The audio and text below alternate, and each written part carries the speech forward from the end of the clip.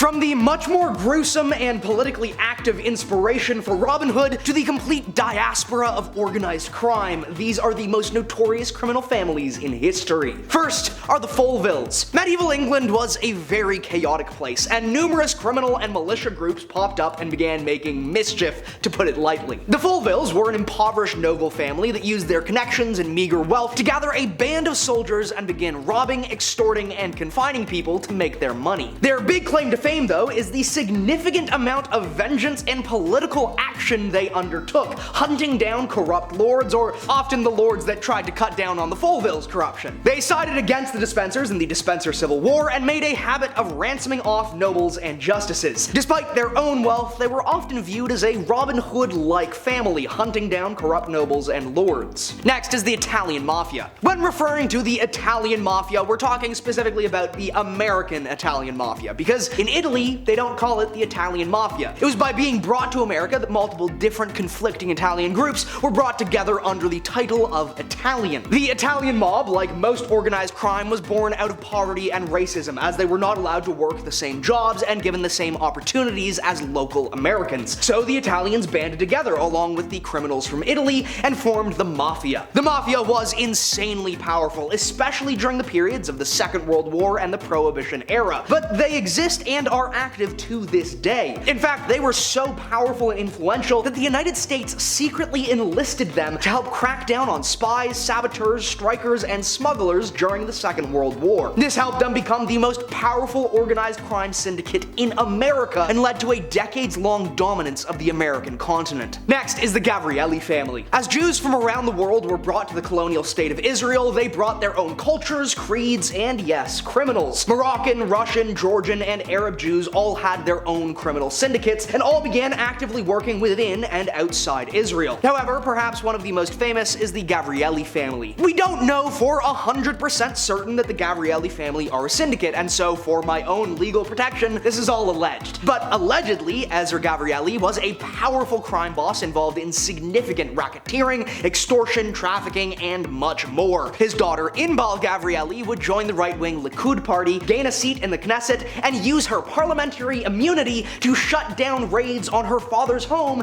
and investigations into his tax fraud. It's believed the Gavrieli are closely connected or a part of the Abergil organization, a well-known criminal syndicate in Israel. Next is the Georgian Mafia. The Georgian Mafia are, you guessed it, based out of Georgia, with a split between the cities of Tbilisi and Kutaisi. Unlike other ethnic mobs, the Georgian Mafia has no requirement you be a Georgian to join, which has allowed them to spread throughout multiple nations. It began before the Soviet period, and it's likely that Stalin himself gained power through the Georgian Mafia, using that money to fund his rise into the heights of the Soviet Union. Their close ties to the foundation of modern Russia has allowed them to worm their way deeply into most of the Warsaw Pact and all former Soviet states, making them one of the most powerful, influential, and widespread syndicates in global history. Next are the Yakuza. There are a dozen Yakuza syndicates, with Yakuza really just meaning gangster. They originated in the Edo period, which began in the 1600s, and many have existed continuously for the 300 to 400 years since. They formed out of the tekiya, the peddlers, and one of the lowest social classes, who began to organize themselves for protection. This then evolved into the highly structured modern Yakuza, where larger families hold influence over smaller families beneath them, much like a medieval fief system. These more powerful families are heavily integrated into Japanese society, being deeply entwined in many legal and illegal industries and companies, the most powerful being the Yamaguchi Gumi. Nintendo, Pride FC, and many other Japanese companies and organizations chose to or had to work closely with the Yakuza, mostly because the Yakuza hold some of the greatest wealth and capital in the entire nation. However, modern efforts to recriminalize the Yakuza and divide them from the public have helped in restricting corruption and collusion. Next is the Sicilian Mafia. Remember when I said we don't call them the Italian Mafia if they're in Italy? That's because every region has their own organized crime, but the most famous and notorious are the Sicilians. Located on the island of Sicily, they've had a hand in extortion, racketeering, smuggling, robbing, loan sharking, and election rigging since the early 1800s. Just for an example, the red dots on this map of Sicily indicate a city or town that has mafia presence in the year 1900. You may notice the almost complete lack of black dots, especially in the west where the island faces a away from the Italian peninsula and smugglers can work more freely. They still exist, having survived all the turmoil in Italy in the last 200 years, and were a key component in the founding of the Italian Mafia in America. Next is the Triad. The Triad began as a political action club organized with the intent of overthrowing the ruling Qing dynasty. They were not a strict group, and so some sided with the Kuomintang, some sided with the capitalists, and some with the communists. But when the Chinese Civil War resolved itself, it soon became clear that organized crime was no longer going to be ignored or used against internal enemies. Mao and later Deng Xiaoping would heavily crack down on the Triad, which led to its splitting and fleeing across Southeast Asia. They relocated to Hong Kong, Taiwan, Malaysia, Vietnam, and numerous other Southeast Asian nations and still operate out of them. In the time since, this secret society has moved away from political ambitions and towards outright criminal ones. There are simply so many though that picking a single family is an exercise in picking the cleanest floorboard in a house fire. All of them are pretty bad. Next is the Scarfo Mob. Of all the mafia families, it is often the Scarfo Mob that are considered the most notorious. This is mostly due to Nicodemo Scarfo, the boss when it all came crumbling down. Nicky was cruel and vindictive, and while other families would be happy with a cunning revenge of undercutting profits or exposing enemies to the police or outmaneuvering the other families, Nicodemo's favorite and most used tactic was horrifying violence. It's no coincidence that the Scarfo family experienced its bloodiest years under Nicodemo's rule. However, after he became suspicious of his favorite hitman, Nicodemo ordered him put down. You don't exactly get to be the main hitman of the mob for years straight without learning to watch your back, and Caramandi ran to the authorities, gaining immunity in return for putting 11 mobsters behind bars under 52 charges. Next are the Coterels. The Coterels were sort of the classic medieval brigands and bandits, living in the woods, engaging in highway robbery and political extortion. Because yes, you could become a powerful political figure in 1300s Britain by being a good enough robber and ransomer, but they would become most famous after they captured the man sent to capture them, Richard Willoughby, and then ransomed him off. They lived in Sherwood Forest, had issues with the Sheriff of Nottingham, and eventually shut down their criminal enterprise to become a war band in support of Queen Philippa. Sort of like Robin Hood, but not quite. And lastly are the Lions of Hussein. Based in Syria, the Lions of Hussein were initially an Assad-friendly criminal syndicate that engaged in smuggling,